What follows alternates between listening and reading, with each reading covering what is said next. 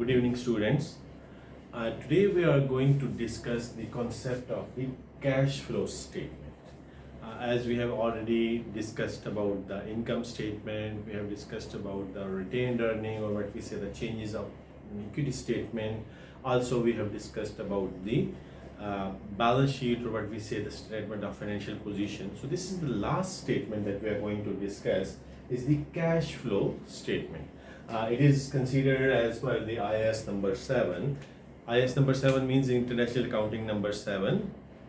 So all the financial statements are prepared according to the different standards. Either it is the International Accounting Standards or International Financial Reporting Standard. So this report is prepared, this is mandatory to be prepared, and as per the format of the International Accounting Standard number 1.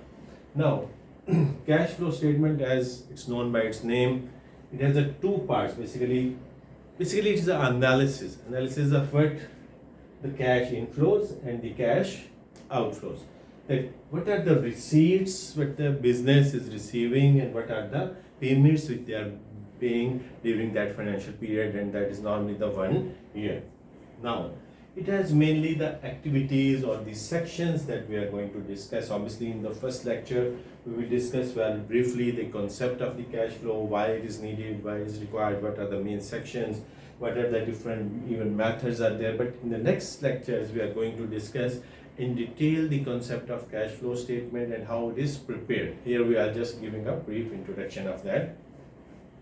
We have mainly 3 types of the activities which is included in the cash flow statement, or what we say it's segregated among that. So, or the sections. So first one is what is the operating activity. The next one is the investing activity, and third one is the financing activity. Means all the cash which the business or the company is receiving or they are paying. So we will segregate that cash into the different activities or in the different sections. Why we need it? Because we want to know that what are the main sources of the cash, what are the main outflows of the cash. So it is basically for the analysis purposes, for the reporting also, but the main purpose is for the analysis purpose, because we want to know, especially the financial management, the finance manager, and even the new shareholders or the prospect shareholders, they want to know the financial position of the company. So they should know that what is the financial position, what is the cash situation of the company, why cash is important in any company. Cash is like a lifeblood. So if the cash is not there, obviously they will not be able to pay the salaries, they will not be able to pay their loans, they will not be able to pay the dividends. But if they have excess cash and so much cash is available and they are not utilizing it, again it is not a good or the efficient management of the cash. So for this purpose, they have a cash flow statement they want to analyze. So we decide that first of all, it is the operating activities. Operating activities are the daily operations, mean the day-to-day operations. What are the day-to-day operations? Company has to pay for the goods, company have to pay for the services, company has to pay for the different type of the bills or the you can say the expenses. So all that will be considered in the outflow. And also there is an inflow. Why? Because the company is receiving the money. From where they are receiving the money? They are receiving the money from the sale of the goods or the services. So they are receiving from the customer. So there is some inflow, there is some outflow. So these two amounts are written here. Let's assume that in this particular year, so the company has 3,600 as the inflow. So this is what? This is the inflow. And the outflow during this year is 4,000. Means company has received from the customer or from the receivables or any other resource that is related to the sales, or that is the operations resource. So they have received how much? 3,600. But they have to pay. How much they have to pay? They had almost 4,000 they had to pay. So they have paid that amount 4,000. So it means the net amount during this period is not the inflow, it is the outflow. Means they have received less, their inflow is less, but the outflow is more. So the net amount is the negative amount, that is the net outflow. Net inflow, it is the net outflow, that is how much? That's the $400. Now, the next thing is what is the investing activity. Investing activities basically is related to the long-term investment.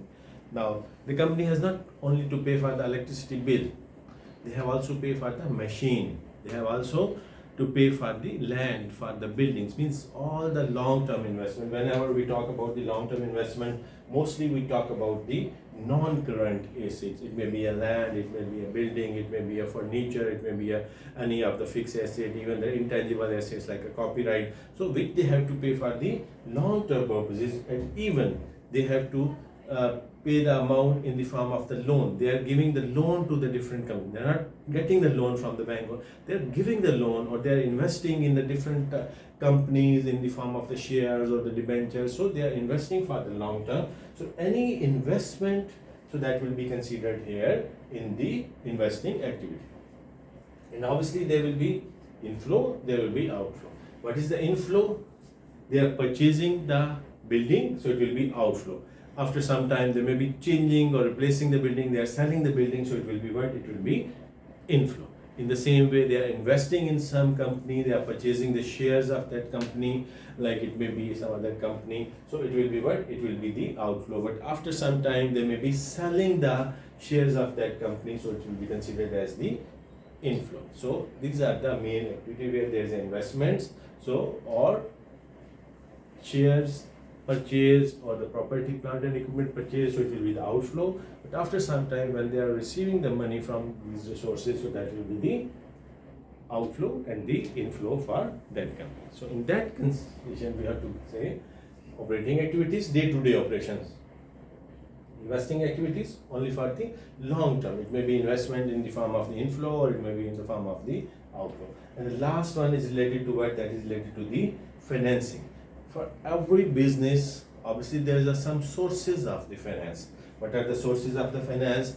It may be through the capital, or it may be through the loan.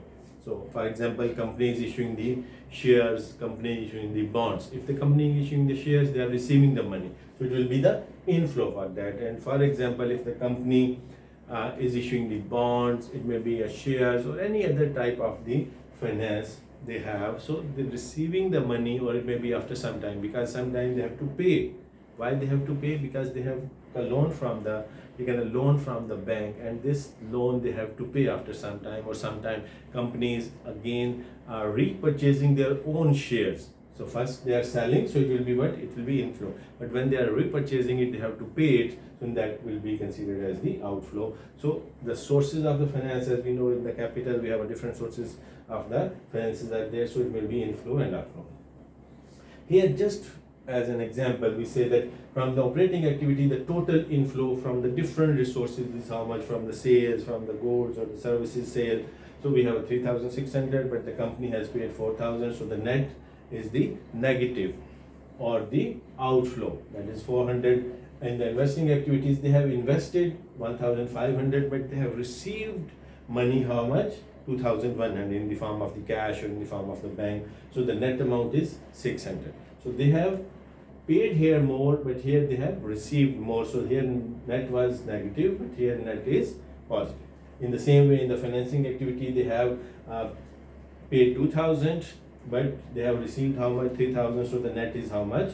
1,000. So we have to consider all, like a positive, negative. So it is a negative value, it is a positive, again it is a positive. We have to consider that overall, is there any increase or decrease? The net inflow is there, or the net outflow is there from all these three activity. So 400 negative, 600 positive, 1,000 is positive. So 1,600 and then 400 negative, 1,200 is the total amount what they are receiving during that period. The cash they have increased, or the cash which they have received this during period, so that is how much? This is a positive value, 1,200. Now we have to see what was the opening balance at the start of the period. When they have started this period, the balance was, let's assume that is the 800.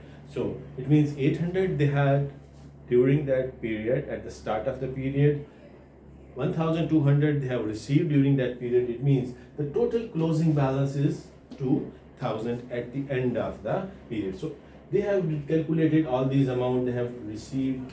It means the total amount of 2,000 should be in the cash. Now cash means it is the cash in hand or the cash equivalent or cash at bank. So the total amount is how much?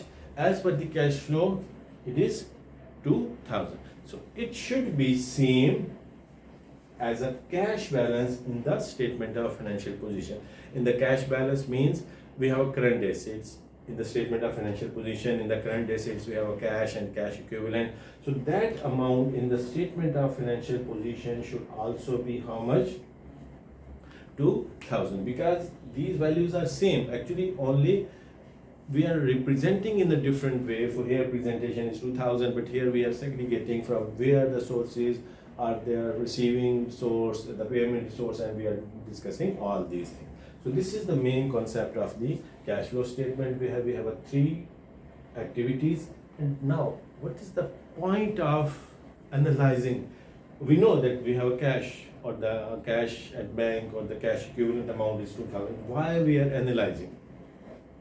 The businessman, the owner, the management, the financial management, they want to know that what are the main sources, either it is from the operations, from the investing, or from the financing. For example, if the main inflows from the company is the financing, it means every time either they need a loan or they are receiving the money from the shareholders, so it is not a good sign for the business. For example, in last 2, 3, 4, 5 years, always if the operations value is a negative or they have a more, you can say the payments are there or the outflows are more, it means it is not a good sign. But for example, if we analyze like a 3, 4 years, their operations are there and from the operating activities, there is a positive cash flow. It means they have enough cash available, that cash is enough to run the daily business. Otherwise, if they don't have a cash, what they have to do? Either they have to take a loan or they have to issue more share, which is not possible for the company for every year issuing the more shares.